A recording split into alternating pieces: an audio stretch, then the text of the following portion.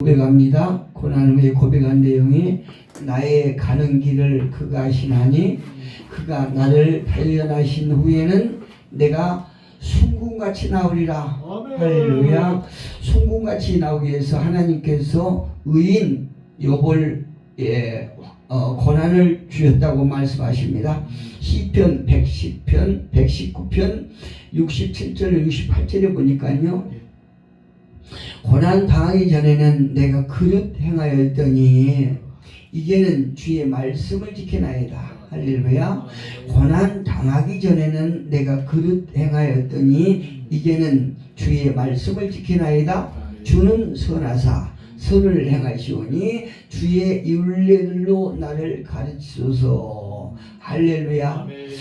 욥의 고백이나 또 시편 기자가 시편 119편 67절 이하에 고백한 그 고백이나 보면은 핵심 무엇이냐면 고난 후에 경험하게 되는 영적 성숙함을 고백하고 있습니다. 오늘 본문의 말씀은 우리가 잘 아시다시피 무너진 인생에서 들려오는 따뜻한 주님의 음성을 경험하는 그런 내용이지요. 1절에 보니까 너희의 하나님이시되 너희는 위로하라. 내 백성을 위로하라. 얼마나 따뜻한 말씀이십니까? 하나님께 우리가 정말 인생이 힘들고 모든 것이 다 무너졌다고 절망하고 낙심할 때 주님의 음성 말씀으로 주실 때 우리는 이 세상 어떤 위로보다도 더 우리에게 값지고 또한 힘이 될 줄로 믿습니다. 지금 이스라엘은 완전히 무너졌습니다. 왜 무너졌습니까? 그들이 나라를 등지고 포로로 가 있는 상태예요. 그래서 그들에게는 나라도 없기 때문에 미래도 없겠지요. 미래도 없고 소망은 더욱 없습니다.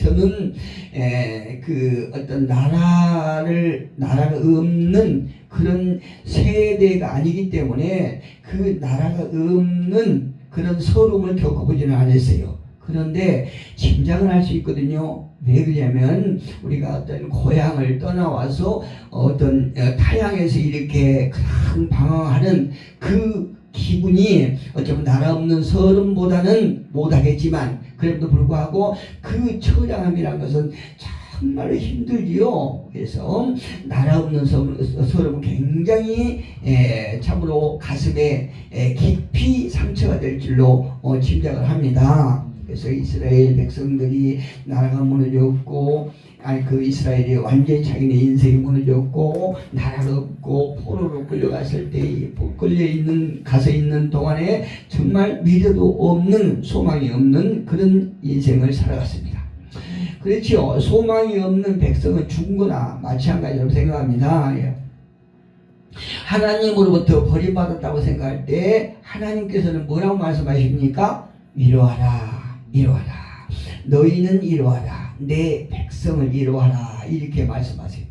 그런데 참 저는 이 말씀 준비하면서 희한한 게 지금 이스라엘 백성들이 왜 포로로 끌려갔지요?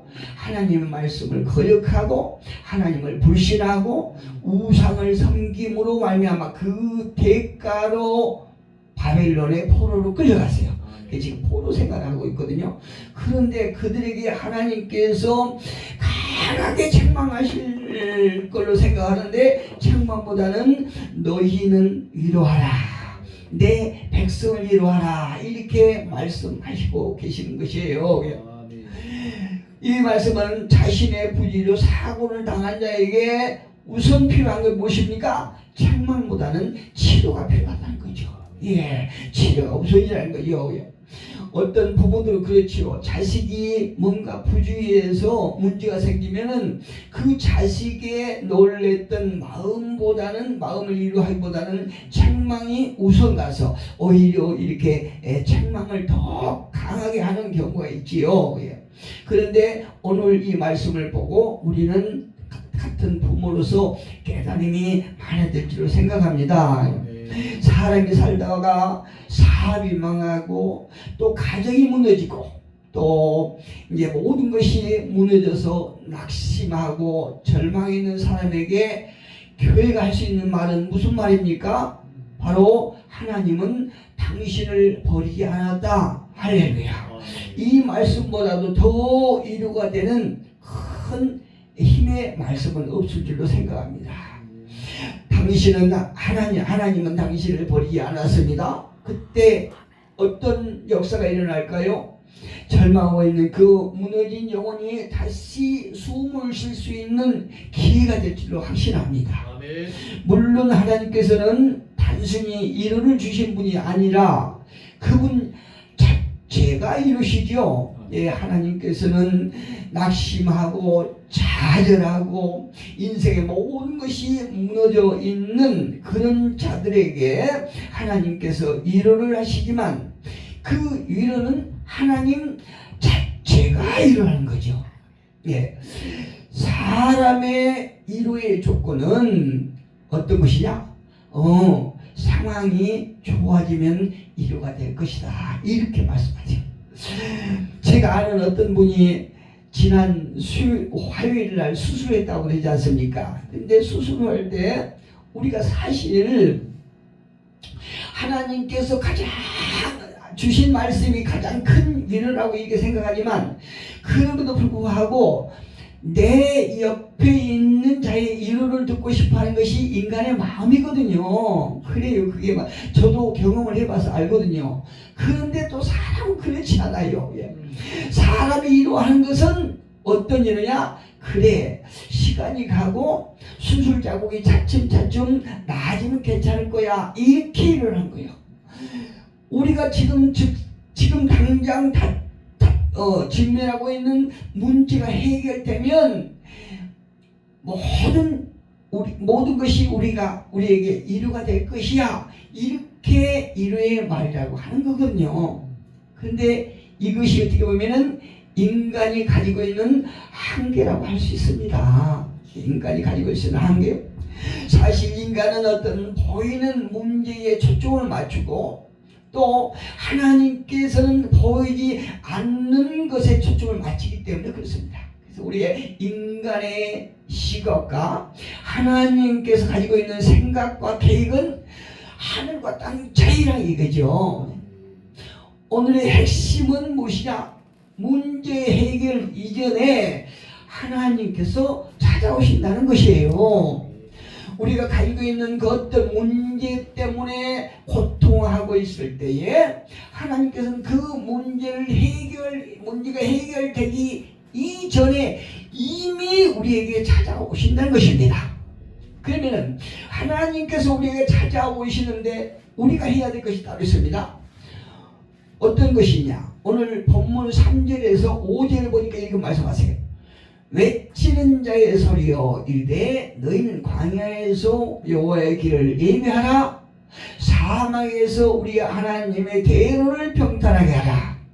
골짜기마다 더두어지며 산마다 언덕마다 낮아지며 고르지 아니한 곳이 평탄하게 되며 험한 곳이 평지가 될 것이요. 여호와의 영광이 나타나고 모든 육체가 그것을 함께 보리라. 이는 여호와의 입이 말씀하셨느니라. 할렐루야.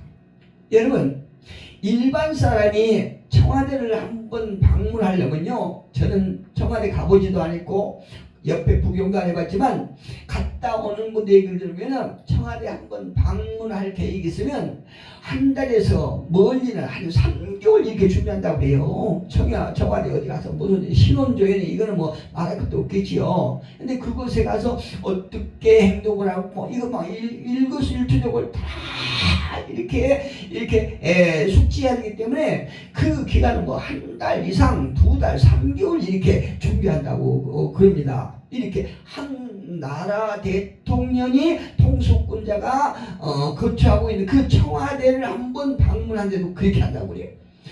이제 옛날에 이제 제가 어렸을 때인데 그 지역의 유지, 그러니까 어떤 면사무소 동장이나 또 군수나 이런 분들이 어떤 마을에 이렇게 온다고 그러면요, 가장 먼저 하는 일이 무엇입니까? 그 주민들이 가장 먼저 하는 것이 무엇이냐면은 길을 닦고 막 마을을 청소를 해요.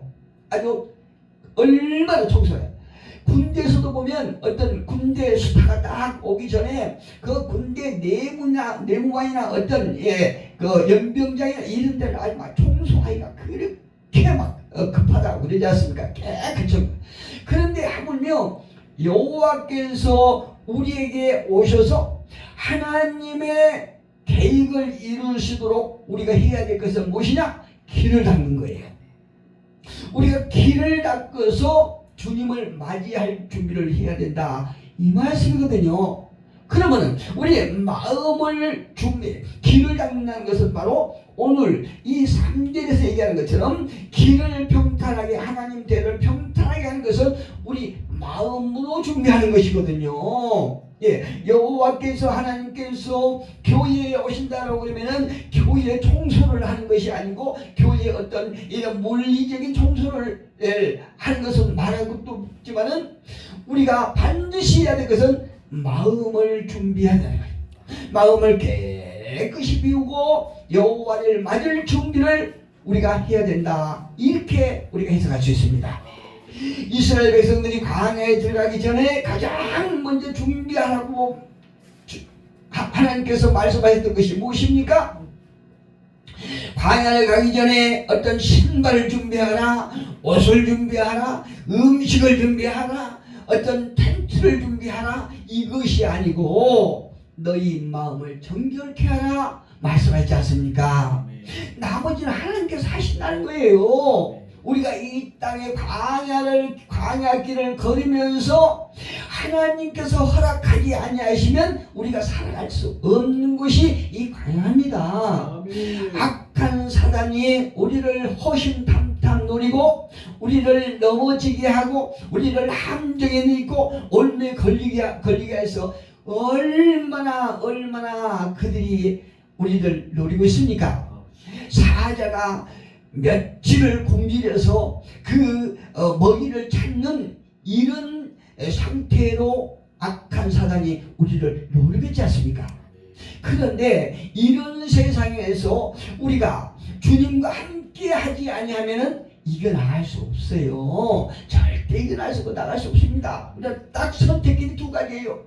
사단에게 먹혀서 사단의 종이 되느냐, 아니면 여호와와 함께해서 우리가 하나님의 백성이 되고 주님과 함께 우리가 동행하는 길이 되느냐, 딱 두 가지거든요, 우리의 선택이. 그래서 하나님께서도 이스라엘 백성들을 적과 꿀이 흐르는 그 땅으로 인도하시기 전에 준비할 것, 그 어려운 광야길을 가기 전에 너희가 마음을 정결케 하라, 이렇게 명령하신 걸 볼 수 있습니다.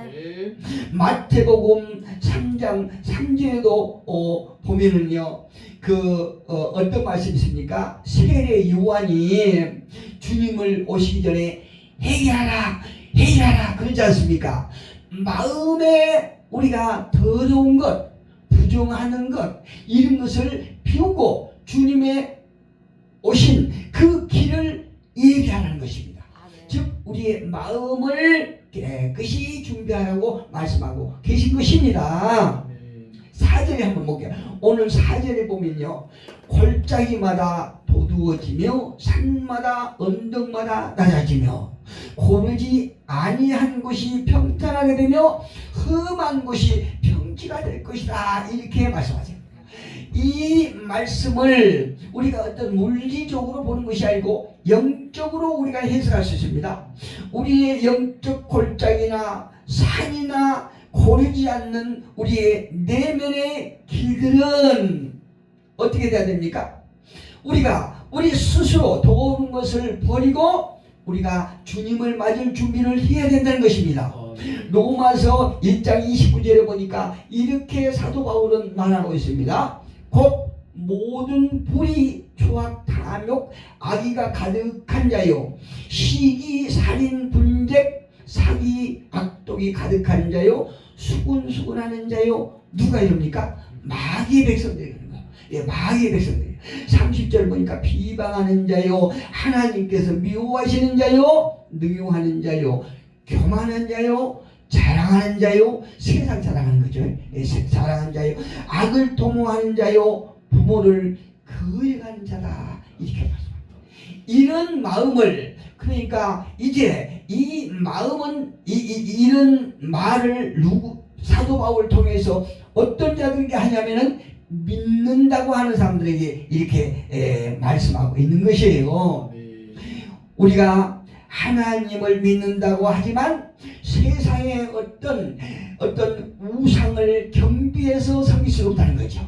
이스라엘 백성들이 바벨론에 다시 가나안 땅에 들어갔지만, 가나안 젖과 꿀이 흐르는 땅에 들어갔지만 다시 거기서 쫓겨나는 것도 그 가나안 원주민들이 섬기는 농사의 신, 바알신, 풍요의 신이요, 풍요의 신도 믿고 여호와 하나님도 믿는 이런 혼합적인 종교 때문에 그들이 쫓겨난 거거든요. 다시 버림받은 거거든요. 우리는 이 땅에 살아가면서 세상의 것을 자랑하면 안 되는 거예요. 우리가 하나님을 믿고 우리의 어떤 믿음이 성숙되어서 하나님 나라에 온전히 영원한 나라에 들어가기 직전까지 우리가 이런 마음을 버리고 씻어야 되는 우리에게 가장 큰 문제라는 거죠. 숙제라는 거죠. 많은 사람들은 이 땅에서 큰 교회를 자랑하고 많은 성도들 자랑하고 또 넘쳐나는 재정을 자랑합니다. 물론 이런 것이 나쁜 건 아니라고 그러는 거예요. 나쁜 건 아니지만 그럼에도 불구하고 그 큰 건물, 많은 성도, 넘치는 재정, 이런 것들이 오직 하나님의 나라를 확장하고 잃어버린 영혼들을 살리는 도구가 될 뿐이거든요. 우리의 자랑거리가 아니라는 거죠. 우리는 이익심을 버리고 자기 중심적인 사고방식을 버리고 불의와 불신, 육신의 소욕도를 제어해야 된단 말입니다. 이렇게 여호와의 길을 준비하는 이유가 무엇일까요? 아니, 이렇게 준비를 안 해도 우리는 신앙생활을 할 수 있지 않을까요? 이런 질문이 나옵니다. 그런데 하나님은 그 여호와의 오시는 그 길을 우리에게 마음으로 준비하라고 말씀하고 계시고요. 그 마음의 준비를 하라고 말씀하신 이유는 우리의 높은 마음, 교만한 마음에는 이루가 없기 때문에 그렇다는 거죠. 하나님이 오실 수가 없기 때문에 그렇다는 것입니다. 굽은 마음을 펴야 된다는 거죠. 왜곡된 생각, 우리의 상처, 불신에는 하나님께서 오셔서 일할 수가 없기 때문에 여호와를 맞을 우리의 마음을 준비하는 거죠. 거친 것이 부드러워져야 된다는 거죠. 예. 세상적인 악하고 더럽고 거친 것들이 우리가 하나님의 영이 오셔서 우리가 함께 하실 수 있도록 부드러움으로 바뀌어야 된다는 말이죠. 지금 전 세계가 물 부족으로 심각한 상태라고 그러지 않습니까? 근데 물 부족으로 심각한 상태의 그 원인이 여러 가지 있겠지만 그 중에 한 가지 원인을 꼽으라면 저도 들은 얘기인데요. 그걸 확실히 모르는데 이 인간의 세상이 발달함으로 말미암아 온 도로가 다 아스팔트로 되어 있지 않습니까? 세멘트, 아스팔트로 되어 있기 때문에 이 비가 와도 땅에 스며들지 못하고 아스팔트를 해서 내리는 그 비들이 전부 바다로 간다고 그러지 않습니까? 그래서 가뭄이 더 심각하고 이 바다에 들어가서 어떤 가물대에 그 풍문에서 많은 생명을 살려야 되는데 그렇지 못하다고요. 이게 굉장히 심각하다고 그럽니다. 이 말은 다름 아닌 굳은 누에는 비가 와도 물이 스며들지 않고 다 흘러가 버리고 부드러운 흙만이 물을 받아서 생명을 살릴 수 있다는 얘기입니다. 우리가 딱딱한 마음에는 주님께서 거할 수가 없기 때문에 우리의 딱딱한 마음은 생명이 없다는 얘기입니다. 그러나 주님께서 오셔서 우리의 마음이 부드러워지면은 생명이 샘솟고 더 풍성해진다는 말입니다. 오늘 본문 6절에 보면 이런 말씀을 하세요. 말하는 자의 소리여 이르되 외치라 이렇게 말씀하죠. 3절에 보니까 애치는 자의 소리여, 광야에서 애쳤던 세례 요한의 애침과 우리가 비슷한 거 보시세요. 그런데 3절에 외치는 자의 소리여 하고 6절에 말하는 자의 소리여라고는 조금 틀려요. 어떻게 틀냐면은 3절에 외치는 자의 소리는 세례 요한이 백성들에게 딱딱한 마음을 부드럽게 하라고, 이 길을 예비하라고 하는 애침이고요. 6절에는 선지자가 하나님의 메시지를 받고 나서 내가 무엇이라고 애칠까요? 이렇게 묻는 거예요. 예. 6절에 보니까 말하는 자의 소리요 이르되 외치라 대답하되, 예, 선지자가 대답하는 거예요. 대답하되 내가 무엇이라 애치리까 하니, 하나님께서 말씀하시기에 이르되 모든 육체는 풀이요 그의 모든 아름다움은 들의 꽃과 같으니, 풀은 마르고 꽃이 시듬은 여호와의 기운이 그 위에 봄이라 이 백성은 실로 풀려다.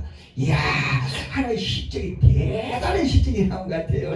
예, 보니까 말하는 자의 소리여 이르되 외치라 대답하되 내가 무엇이라 애칠까요 하니 이르되 모든 육체는, 너는 이렇게 외치라, 모든 육체는 풀이요 그의 모든 아름다움은 들의 꽃이다 이렇게 외치라고 말씀하세요.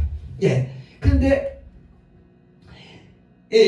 6절 7절은 이미 그 전에 1절에서 5절에서 이미 그들이 예루살렘으로 돌아온 것을 선지자를 통해서 선포했지요. 예.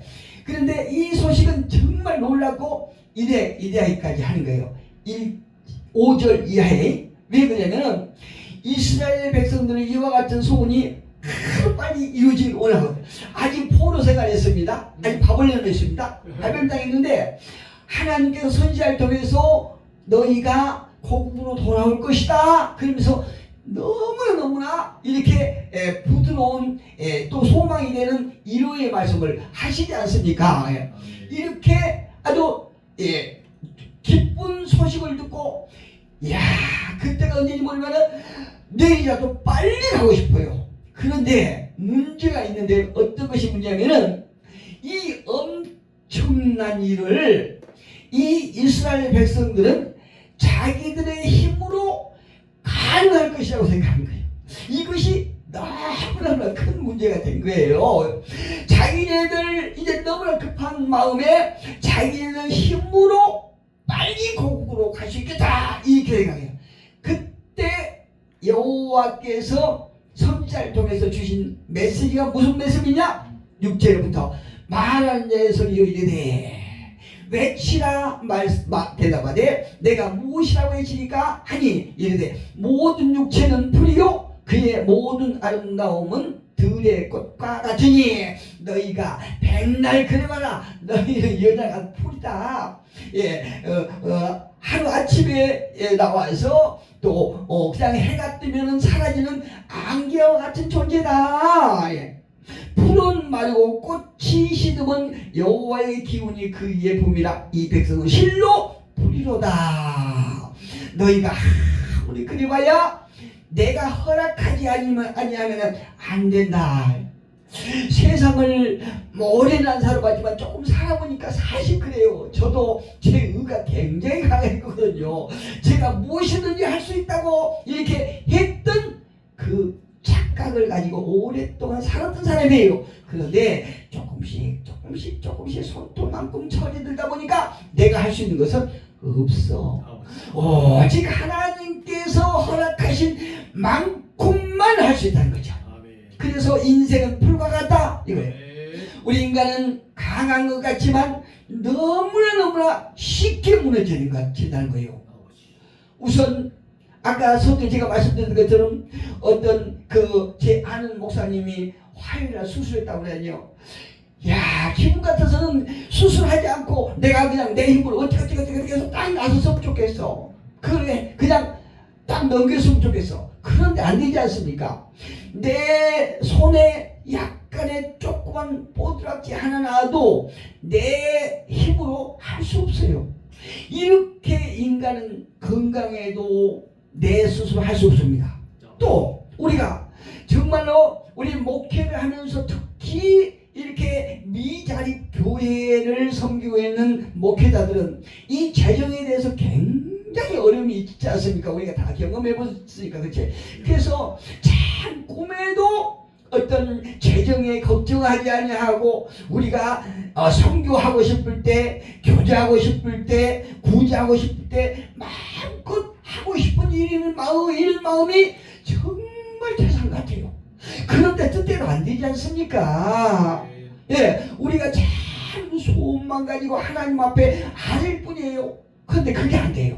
돈에 대해서 내 뜻대로 안 되지요. 물론 세상 사람들은 어떤 편법을성해서 자기 어떤 수단과 처세술로 돈을 버는 사람도 있어요. 그런데 목사들 그게 안 되지 않습니까? 교회는 안 되지 않습니까? 돈도 그래요. 또 사람과의 관계도 내가 저 사람과 오랫동안 좋은 관계를 유지하고 싶다 이런 마음이 있지만 때로는 그게 아니지 않습니까? 이 관계도 우리의 뜻대로 안 돼요. 이 관계를 통해서 건강을 통해서 물질에 통해서 우리는 너무나 쉽게 무너지고 파괴되고 부서져 버린 것을 우리가 경험하면서 살아갑니다. 6절에서 8절까지 우리가 주는 교훈은, 우리가 얻을 수 있는 그 교훈은 무엇인가? 사라질 것에 인생을 걸지 말라는 거예요. 너희는 불과 같기 때문에 이 세상에서 없어질 것에 너희의 인생을 걸지 말고 변하지 않는 영원한 것에 인생을 걸어라. 그래야 무너지지 않는다. 이것이 우리에게 주신 교훈이에요. 6절에서 7절까지 보면 며칠 전에 제가 꿈을 꾸는데요. 이제 꿈꾸기 이제 잠들기 전에 하나님 앞에 기도한 거예요. 하나님, 나의 신앙이 좀 견고했으면 좋겠습니다. 어떤 바람에도 풍파에도 시험에도 넘어지지 않고 굳건하게 갔으면 좋겠습니다. 신앙을 유지했으면 좋겠습니다. 이렇게 다 기도하고 이렇게 잤어요. 그런데 꿈을 꾸는데요. 어떻게 꿈을 꾸냐, 어떤 꿈을 주시냐면, 여러분 그 참외 이렇게 두꺼비 참외라고 그러나요? 뭐 이렇게 골이 크게 수박처럼 이런 참외를 3개를 딱 줬어요. 노란 참외인데 3개를 줬어요. 이렇게 갖고 가는데 누가 참외를 더 준다는 거예요. 저에게 참외를 더 준다는 거예요. 참외가 그러니까 그게 무슨 참외라고, 골이 이렇게 크게 수박 이렇게 된 거 있죠. 그런 모양처럼 이렇게 된. 예? 개구리 참외. 예, 맞습니다. 예, 개구리 참외. 개구리 참외를 3개를 딱 주는데, 그거를 가지고 이제 가는데, 어떤 분이 저에게 참외를 더 준다고 딱 그러고, 참외를 더 가려고 딱 하는데, 3개 반 참외가 없어졌어요. 아이고, 이게 참외가 없어졌어? 다른 분들이, 그분이 참외를 더 딱 주는데, 참외가 밑으로 쑥 받고 그런 거예요. 보니까, 비닐봉투, 그 참외를 가지고 온 자루가 비닐봉투예요. 제가 비닐봉투에다가 참외를 딱 담아서 오는데 나도 모르게 비닐봉투가 녹아가고 다 빠진 거예요. 너무 아쉬운 거예요. 그래서 거기서 이거 참외를 더 얻어야 되는데, 그런데 다행히 그 참외를 더 주겠다고 하는 분이 가방 2개를 딱 갖고 계신 거예요. 가죽 가방, 또 비닐로 가방 2개를 딱 했는데 새 거는 아니더라고요. 가방이 새 거는 아닌데 저는 저 가죽 가방에다가 이렇게 참외를 얻었으면 좋겠다. 한 번 이제 비닐 봉투에다가 얻어서 빠졌으니까, 잃어버렸으니까 이제 생각에 가방이 2개가 있는데 가죽 가방에다가 얻었으면 좋겠다. 이러다가 딱 깼으니까요. 우리는요, 이 땅에서 많은 것을 원하지만 이 비닐 봉투 같은 이런 봉투에 우리는 담고 있는 거예요. 언제 그게 분실되고 살아있지 모르거든요. 여러분, 풀이나 들의 꽃과 같은 인생은 아무리 옳은 말을 해도 그것을 이룰 수가 없습니다. 왜 그렇습니까? 능력이 있기 때문에. 우리 인간의 말은 능력이 없고 언제라도 변개될 수 있기 때문에 그렇습니다. 그러나 민수기 23장 19절을 보니까 하나님은 사람이 아니시니 거짓말을 하지 않으시고 인생이 아니시니 후회가 없으시도다. 어찌 그 말씀하신 바를 행하지 않으시며 하신 말씀을 실행하지 않으시랴. 할렐루야. 하나님은 하나님의 입에서 나온 말씀은 분명히 이루신다고 말씀하신 거예요. 8절에 보니까 풀은 마르고 꽃은 시드나 우리 하나님의 말씀은 영원히 서리라. 할렐루야. 어떤 목사님께서 어젠가 그제 딱 카톡을 보내주셨는데요. 그 카톡에 알래스카에서 그 눈이 덮인 곳에서 18년째 선교 사업을 하시는 부부 어떤 스토리가 담긴 그 카톡을 저에게 보내주셨어요. 그걸 보니 은혜가 많이 되더라고요. 여러 가지 정말로 도전을 주고 결심하게 하고 이렇게 되는 구절이 많은데 제가 참 감동을 받는 게 그 선교사님이 그 추운 섭씨 27도 정말 춥죠. 그곳에서 노숙하는 자들이 그 교회에 와서 이렇게 주일날 예배를 드리는데 그분들에게 당신들이 아주 강조하는 그 말씀이 무슨 말씀이냐? 예배의 생명걸라. 예배의 생명걸라. 이렇게 자꾸 강조한다니까요. 왜 예배의 생명걸이야 됩니까? 예배를 통해서 하나님은 우리에게 말씀하시거든요.